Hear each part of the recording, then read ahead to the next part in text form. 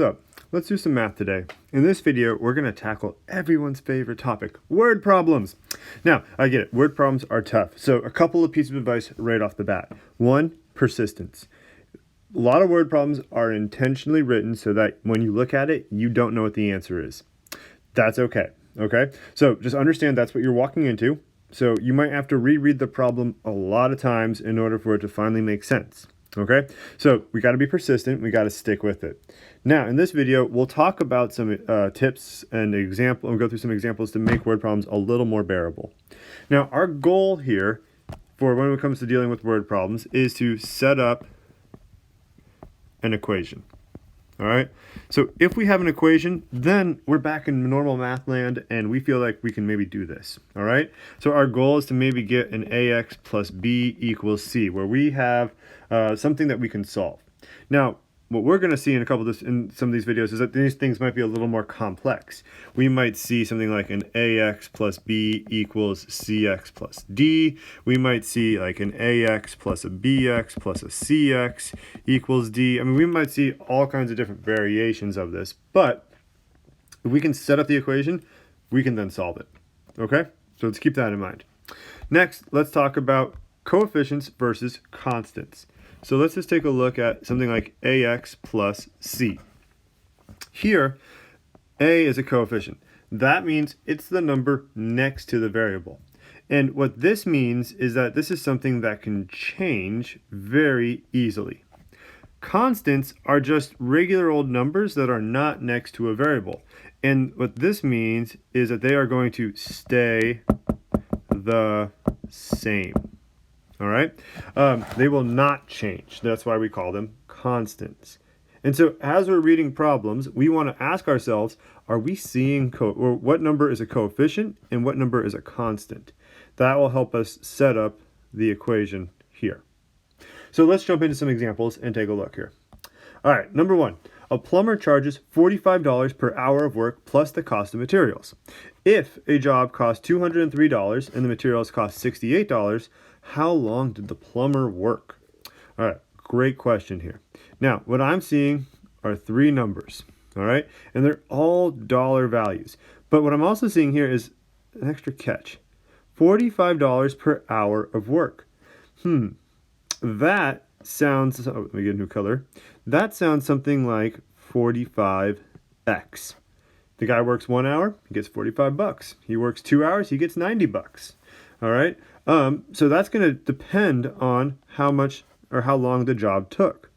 But the job cost that much and the materials cost that much. Those seem like steady values that aren't going to change. Like this was the bill that you're given to pay the plumber. That's not going to vary anymore after it's been printed and given to you. And the materials, same thing. There's a receipt. It costs $68. End of story. So what I'm seeing now is the setup for a structure. The plumber charges $45 an hour. Their materials cost $68.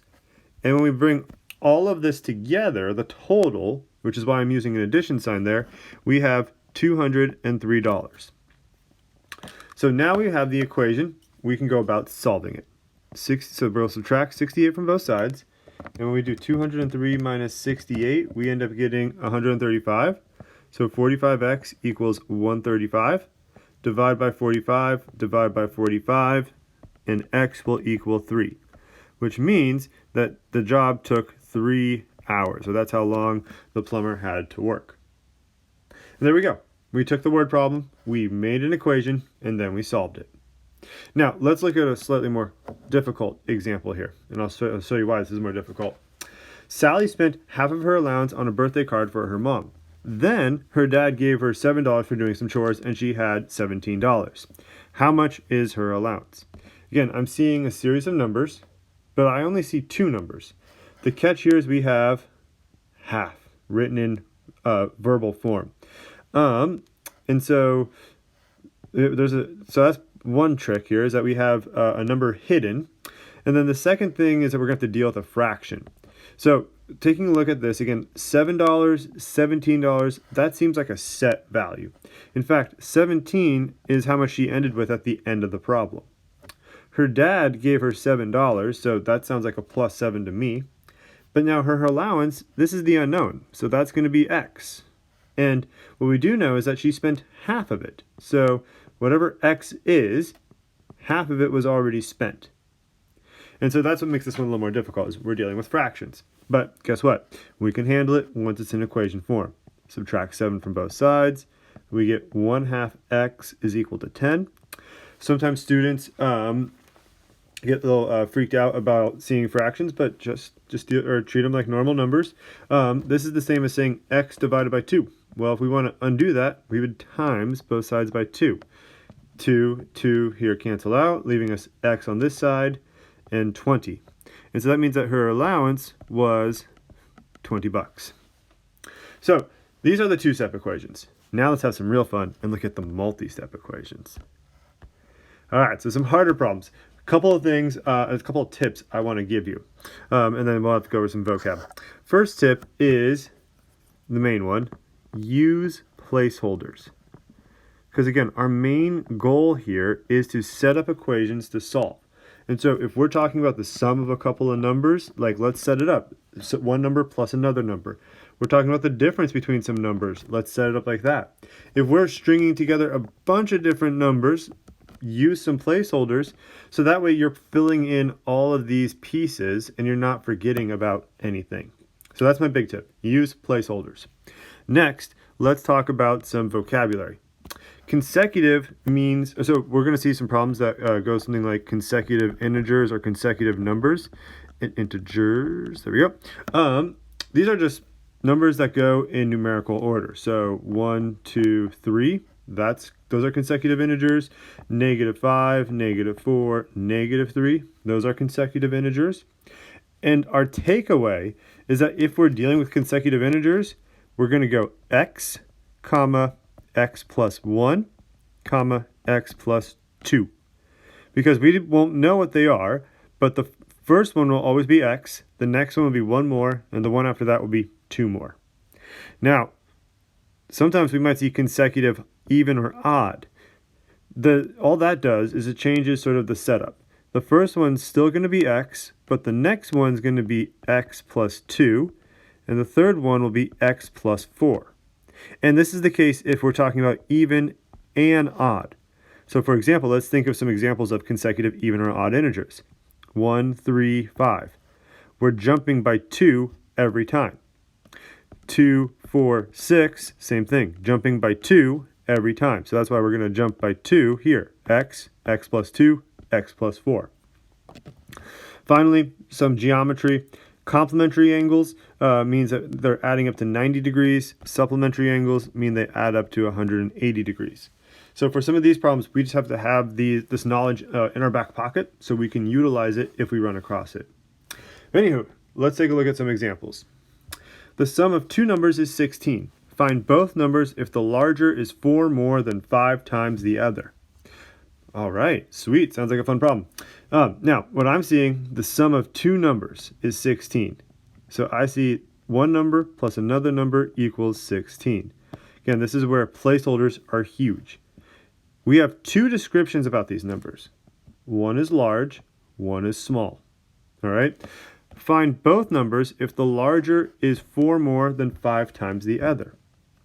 We're given information about the larger, but nothing about the smaller. And when that's the case, the smaller number will just become x, because we don't know what x is. We don't know what the smaller number is. But we know that the larger one is 4 more than 5 times that one. So we now have, we write the little expression for the larger number, and we have an equation we can solve. We'll combine some like terms, and so that gives us 6x plus 4 is equal to 16. Subtract 4 from both sides. 6x equals 12, and x equals 2. Now, we were asked to find both numbers, so 2 is one of them, and then we got to ask ourselves 2 plus what is 16? That would be 14. Those are our two numbers. Now, let's take a look at a slightly different variation of the same problem. The difference between two numbers, now remember, difference means subtraction, is 12. So find both numbers if the larger is 4 more than 5 times the other. Now, I'm going to let you in on a little secret. it's the same problem. I just swapped out the word sum for difference, and I made it so it would fit. So our answer is going to be 2 and 14. But let's use that to kind of understand the process for what's going on here. Again, we want to use placeholders. One number minus another number is equal to 12. Now, with subtraction, we really got to think here. The larger number needs to be on the left, and the smaller number needs to be on the right. Because the only way we can have 12 be our answer is that we were subtracting by a smaller number. If this was negative, then it'd be the other way around. Anywho, plug it back in, or plug in the things we know. We know nothing about the smaller number, so we'd say x, and we have that same expression, 4 more than 5 times the other, so 5x plus 4. Now we combine like terms, but be careful. 5x minus x is going to be 4x plus 4 is equal to 12. Subtract 4 from both sides, and we get 4x is equal to 8. Divide by 4, x equals 2. Now, we got to think. Some number minus 2, so what we have so far is some number minus 2 is equal to 12. We got to work backwards and figure out what this one has to be. Add 2 to both sides, and we get 14. So our two numbers again are 2 and 14. All right, I think we've got 2 more examples here. The sum of 3 consecutive odd numbers is 27. Find the largest one. Now, if we see consecutive odd, there's a strategy here. We're adding, first of all, 3 numbers, so let's write that down. 1, 2, 3. First one's x, but going back up to here, we said that anytime we're dealing with consecutive even or odd, we're going to go with x, x plus 2, and x plus 4. So, moving down here, x plus 2, x plus 4. All this equals 27. Again, once we have the equation set up, then it starts to be more of a cakewalk and something we can do. Combine our like terms.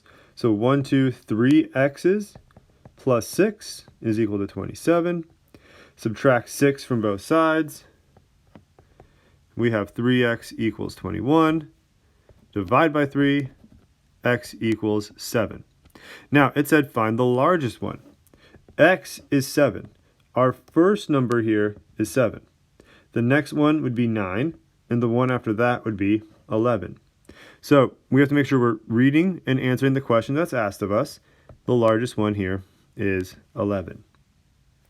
Finally, let's find 2 complementary angles if one is 20 more than the other. Again, placeholders are huge. 2 angles are being added together, and they're complementary. And what that means, vocab, is that they are 90 degrees. So one angle plus another angle is 90 degrees.